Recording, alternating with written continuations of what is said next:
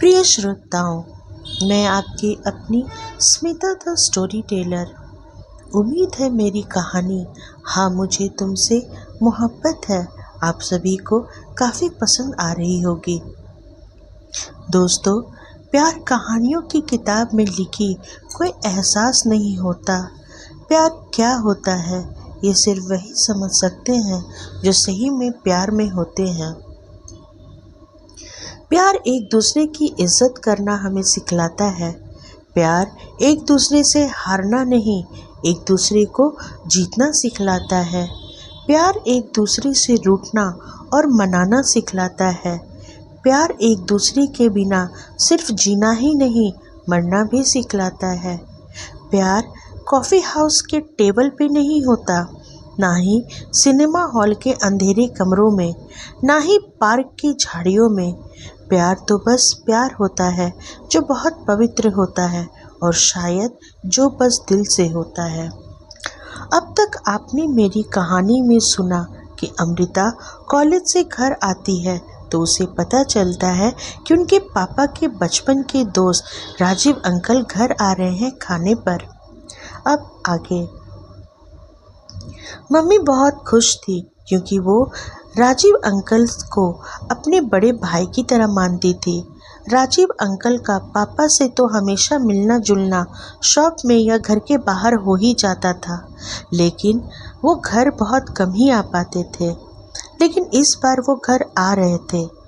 भाभी मम्मी के पास भागी भागी आई और बोली, माँ, राजीव अंकल और पापा जी बाहर आ गए हैं। मम्मी किचन से अपना सारा काम छोड़ भागी राजीव अंकल से मिलने के लिए। मम्मी को देखकर राजीव अंकल मुस्कुराकर बोले, कैसी हैं भाभी जी? जी अच्छी हूँ भाई साहब, कहकर मम्मी उन्हें अंदर आने को बोली। भाभी ने जाकर राजीव अंकल के पांव छुए तो राजीव अंकल ने उन्हें बहुत सारा आशीर्वाद दिया। तभी लवकुश भी आ गए। उन्होंने राजीव अंकल के गोद में जाकर उन्हें प्यार करने लगे तो राजीव अंकल बोले, अरे इतने बड़े हो गए बच्चे। पापा उन्हें बोले, और मत मिलो तुम घर आकर, बच्चे बड़े नहीं होंगे क्या? राजीव अंकल ने दोनों बच्चों को बहुत प्यार दिया और प्यार के नाम पर उन्हें इतने चॉकलेट दिए कि वो कम से कम 1 महीने तक खाते रह जाएंगे। फिर पापा ने मुझे आवाज़ लगाई, अमृता। जी पापा, मैं आई। मैं कॉलेज से अभी अभी आई थी तो फ्रेश होने अपने कमरे में गई थी। बाहर आई तो देखा राजीव अंकल को। सीधे जाकर उनके पांव छुई तो उन्होंने बोला, अमृता बहुत प्यारी हो गई हो बेटा। भाभी जी, आपकी ये बिटिया तो मेरे ही घर आएगी। ये सुनकर मम्मी पापा हंसने लगे। मुझे थोड़ा अजीब लगा पर मैं चुप रही। मम्मी बोली, हाँ हाँ भाई साहब, क्यों नहीं, आपकी ही बेटी है। तभी भाभी नाश्ता लाई।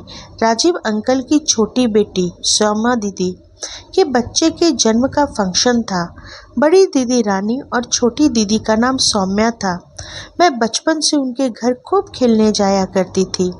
भैया तो हमेशा अपने पढ़ाई में ही रहते थे और वो थोड़े इंट्रोवर्ट थे तो उन लोग से ज़्यादा मिलना जुलना उनका कम ही था। पहले राजीव अंकल का घर हमारे घर के बगल में ही था। फिर राजीव अंकल ने बड़ा घर बना लिया और वो लोग नए घर में शिफ्ट हो गए। पापा उनके पुराने घर को खरीद लिए और हमारे घर से मिलाकर एक बड़ा घर बना लिए, इसलिए हम थोड़े दूर हो गए। हमारा मिलना जुलना थोड़ा कम हो गया। राजीव अंकल ने मम्मी को बोला कि भाभी जी, सौम्या बेटी का बेटा हुआ है तो उसकी छठी का फंक्शन है, भाभी जी सभी को आना है। वहीं हमारा फार्म हाउस है घर के थोड़ी दूर में, तो सारा फंक्शन हमने वहीं पर अरेंज किया है। फंक्शन 2-3 दिनों तक चलेगा और आप सभी को आना है।